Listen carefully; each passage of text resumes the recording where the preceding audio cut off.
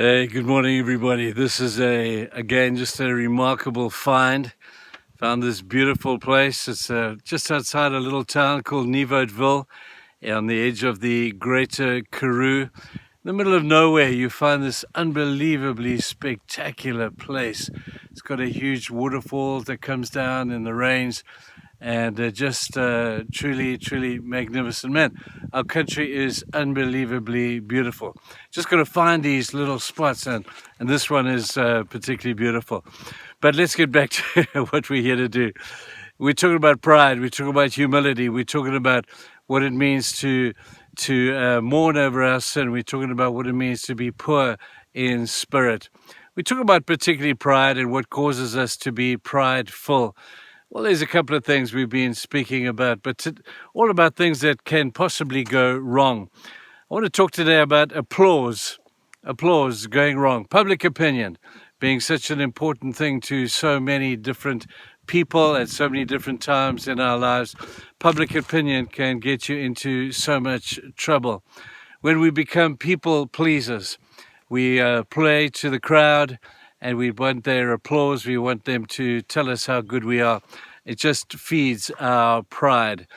Now, it's a natural inclination. Everybody wants to be appreciated. Everybody wants to be valued. But when it's taken to an extreme and it affects the ways of God, then we could find ourselves with a dubious situation. Moses found himself in such a situation in the book of Numbers, chapter 20. And Moses fell into the trap of flattery.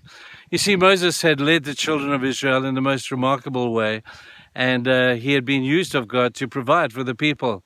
And the people had wanted water, and they came to Moses and said, "Moses, we're thirsty, we need water." Moses went to God, and God said, "Moses, I want you to strike that rock." He struck the rock, and water came out, and the people were impressed. Sometime later, they were thirsty again, and they went to Moses and said, "Moses, we're thirsty again. Can you get us some more water?" This time, God said, "Moses, I want you to speak to the rock." And Moses, remembering probably the applause that he got when he hit the rock with his stick, thought, well, I'm sure God won't mind if I get a little bit of glory for myself over here. If I could just show the people how great maybe I am, and that applause really tasted good when I got it last time. And so he did what he did the first time. Instead of speaking to the rock, he hit it. And God was gracious and gave them that which they required. But unfortunately, Moses lost his blessing from God. And as a result of that one sin, Moses never got to see the promised land. And he tried to steal God's glory. You don't want to touch God's glory, people. It belongs to him. And when God says to do something and God does what he says he's going to do through you, listen, you are blessed of all people, but just be reminded that God can use donkeys. He doesn't need you.